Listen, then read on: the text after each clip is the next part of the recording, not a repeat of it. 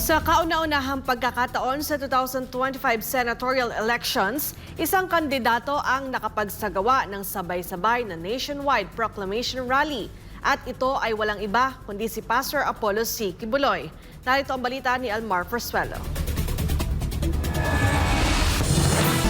Nagkulay lila at napuno ng numerong 53 ang Inares Sports Center Arena sa Pasig City nitong Martes, ang pangunahing venue ng unang nationwide proclamation rally ng isang senatorial candidate sa kasaysayan ng 2025 election sa bansa. Habang isinasagawa ang rally sa Pasig, sabay-sabay din itong ginanap sa iba't ibang lungsod sa buong Pilipinas, kabilang ang San Fernando, Pampanga, Kasiguran, Sorsogon, Liloan, Cebu, Ormoc City, Leyte, Bacolod City, Iloilo City, Dipolog City, Coronadal City, Cagayan de Oro City, Butuan City, Digos City, Tagum City at Davao City. Libu-libong Pilipino ang dumagsa sa mga venue upang ipakita ang kanilang suporta sa kandidatura ni Pastor Apollo C. Kibuloy. Kasama sa pagtitipon ng ilang senatorial candidates ng PDP laban, kabilang sina Senator Ronald Bato de la Rosa, Attorney J.V. Hinlo, Attorney Jimmy Bondoc at Attorney Raul Lambino na naghayag ng kanilang tiwala kay Pastor Apollo at sa kanyang mga advokasya para sa bansa. Dumalo rin sa proclamation rally si PDP laban Vice President for Visayas at Cebu City Mayor Mike Rama.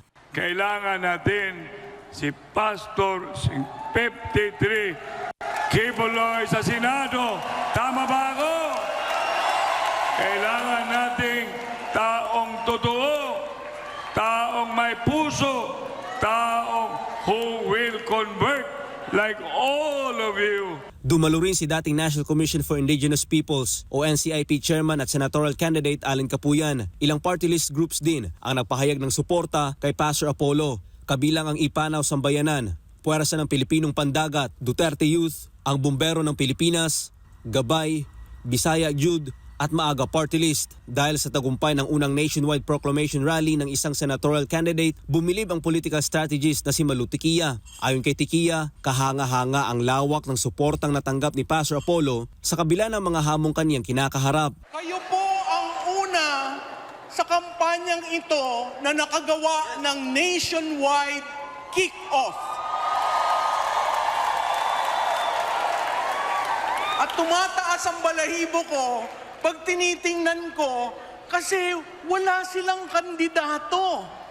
Hindi nila kasama si Pastor Kibuloy. Pero nagawa niyo mag-nationwide. So sa mga nanonood, kung gaano katibay ng KOJC at ng mga kasapi ni Pastor Kibuloy, ito na po yun. Nakikita nyo kung gaano silang kalakas. At nararamdaman ng buong Pilipinas na pinaglalaban natin ang kausa ni Pastor Kibuloy. Sa kanyang recorded message, muling binigyang diin ni Pastor Apollo na ang kanyang pagtakbo sa Senado ay isang espiritual na misyon at kung paano niya pinangunahan ang The Kingdom of Jesus Christ ganun din niya pamumunuan ang bansa. Iginit niyang isang malinis at tapat na gobyerno ang kanyang isusulong na may zero corruption, zero waste at walang pagnanakaw ng pera ng bayan.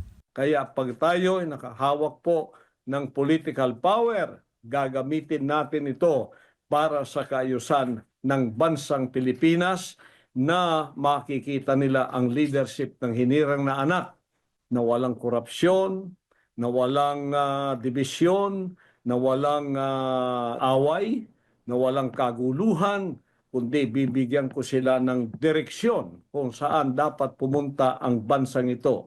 Bukod sa pagsugpo sa katiwalian, bahagi rin ng plataporma ni Pastor Kibuloy ang pagpapalakas ng ekonomiya, pangangalaga sa kalikasan at pagpapanatili ng kaayusan sa bansa. Ang lahat ng ito ay bahagi ng kanyang hangaring gawing isang first world country ang Pilipinas. Kalooban ng Ama na ako'y papapasukin dito sa magulong mundo ng politika upang tulad ng sinabi ko, magbigay ng direksyon, magbigay ng kaayusan, at magbigay ng development sa bansang ito hanggang ito ay maging isang first world country na zero ang korupsyon, malinis, walang basura, maganda, maayos, ang mga estero, malinis, coastal, malinis, nagtatanim ng puno araw-araw. Bukod sa Pilipinas, isinagawa rin ang Pastor Apollo C. Quiboloy for Senator movement sa iba't ibang bansa tulad ng Spain, Amerika, Hong Kong, Italy, New York at iba pang bahagi ng mundo. Sa iba't ibang panig ng daigdig, nagpahayag ng suporta ang Filipino community at ipinabot ang kanilang kagustuhang pangunahan ang kilusan para mailuklok si Pastor Apollo C. Quiboloy sa Senado.